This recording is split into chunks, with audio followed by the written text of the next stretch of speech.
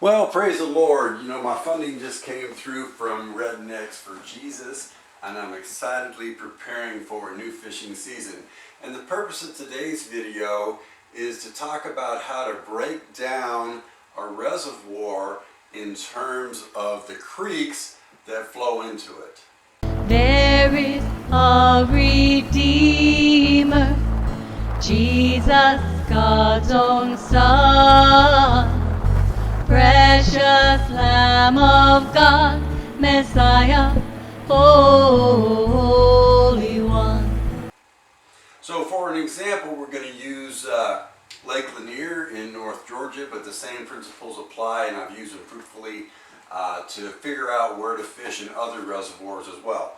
Now, a lot of people, they've got the most advanced electronics and they can just tool around, burning gas, watching their fish finder, not really having the best plan ahead of time, but because of their electronics, fish finder, trolling motors, they've got thousands of dollars in that stuff, and they can manage to find the fish without thinking about things this way.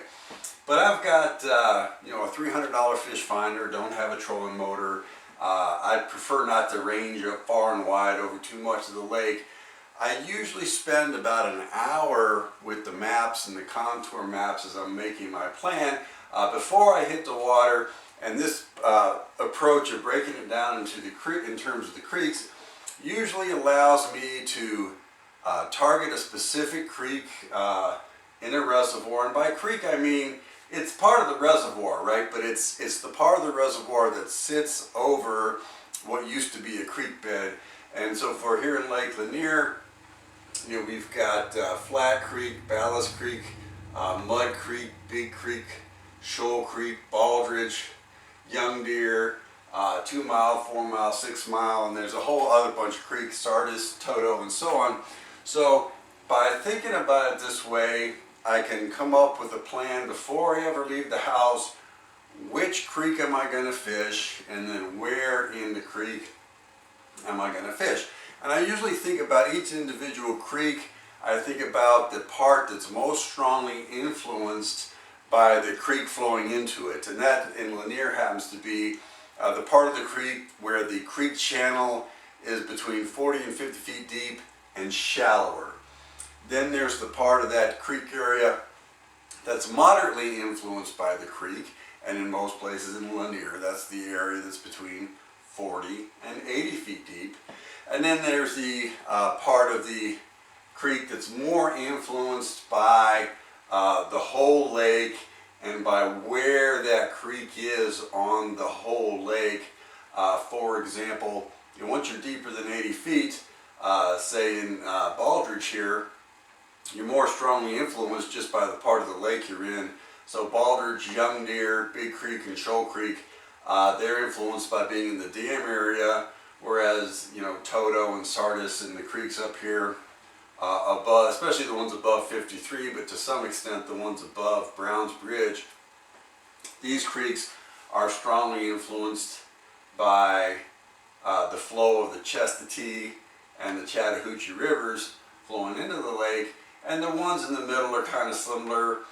They're weakly influenced by a bunch of different factors. These are just the middle creeks. And I consider the middle creeks to be 2 mile, 4 mile, 6 mile, Flat Creek, Balus Creek, and Mud Creek. Alright, I often toggle back and forth as I'm making my plan between the Google Maps view and the sort of the contour map view of the given creek. And this one, the contour map view is online. It allows you to zoom in and out and study things and kind of understand what the lay of the land is. But in some cases, it's kind of indispensable to get the Google Maps view. And this is Google Maps, and this is the zoomed in on the area of Lake Lanier that where Big Creek flows in. It's kind of 15 feet and shallower in this area. Then between here and here it transitions from about 15 to about 40 feet deep, maybe 50, and then it gets to about 80 feet deep here, and then it kind of starts to open up into the main lake. And from this view, or from the contour view, you would have one impression of this, and you might kind of make your plan on where you want it to be from the contours, from the flow, and so on. But one thing that you would miss if you don't toggle the Google Map view to the aerial, if you've never been there before, is that there's this Holiday Marina right here, and there's another marina right here. So a lot of this water here, you might think from the contour map that you want to fish it, but then you toggle over to the aerial view and you can't really fish in this area here because of all the boats. The other thing is that on the weekends and weekday afternoons in the peak season, there's an awful lot of boat traffic in these areas. Now, the fishing can be good if you're scoping out the contour maps and the time of year and so on makes you suggest that the fishing is good. If you can actually manage to fish it through all the boat traffic, this area can be really good. And my experience though is that on summer mornings, you got to get out here before about 10 a.m. before things get a little crazy because of the boat traffic. And if you've never fished it before without studying the aerial view, you wouldn't realize that that was about to happen. Okay, the other thing that you can kind of see here is you can kind of see the color changes in the water as Big Creek flows in, to get the idea that this area here is really strongly influenced, especially if there's been a lot of rain, but by the flow of Big Creek itself into it. And then the influence of the creek as you get closer to the main lake kind of gives way. But one of the things I want to emphasize here is that, you know, if fishing isn't working, if you're having a little bit of a hard time with your fishing success, usually you want to change something. Now, if it's working, you just do the same thing over again, right?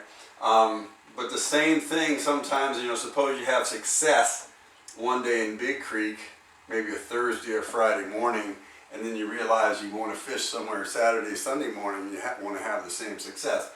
But Big Creek is going to be real too busy with the boat traffic on the weekend mornings, but I wouldn't go too far. I wouldn't do something much different. I would try and find the same depths, the same contours, some similar features that exist here in the Big Creek arm, and you go to a different creek arm or lake arm that has some of the same features. For example, this is the Young Deer Creek arm, so I would try and find the analogous situation here in the Young Deer Creek arm on the weekend, because Young Deer doesn't have that marina situation giving you all the boat traffic that's going to make it harder to fish. So this is the kind of thinking I use. There are times of year in a given lake when a lot of the action is in these creek arms closer to the dam, or sometimes in the main on the main channel closer to the dam. There are other times of year when a lot of the action is up here in the creek areas, kind of in the middle section. And then there's other areas, times of year, when most of the action is more north of Browns Bridge Road. So study the creeks, study the contour maps, and a lot of times when you're communicating with other anglers, maybe on some fishing forum somewhere, they won't tell you exactly which creek arm they're catching their fish in. But if you're nice to them and you ask kindly, they will often give you a hint. You know, the northern part of the lake, the area down by the dam, something like that. And then you study the contour maps and you think about it in terms of the creeks. The other thing that I've been real successful in is, you know, Lake Lanier is huge, and those who know me know that when I come to a lake, I'm thinking about the promise of Scripture. To be fruitful and multiply, fill the earth and subdue it, rule over the fish of the sea and the birds of the air and the beasts of the field. So man has been given dominion over the animals.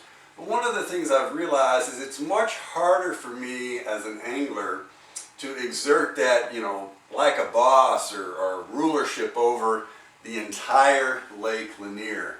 Whereas if I pick a small area, maybe Balus Creek or Mud Creek area, I can learn it and pray about it and fish it a number of times, and then I begin to learn the nuances of maybe one or two or three creek areas, and in a given year I can come up the learning curve on 1 or 2 or 3 creek areas a lot more than I can come up the learning curve on the whole lake. But in the following year, I can come up the learning curve on a few new creek areas and learn to exercise that dominion because I've been there enough. I've prayed about it enough. I've fished it enough that I can begin to fish like a boss in smaller areas rather than trying to master a lake as large and complicated as Lake Lanier in the first year that I'm fishing it. I tremble at the thought of Judgment Day. Lord, I am not ready. Please don't return just yet, for all my sins are put away.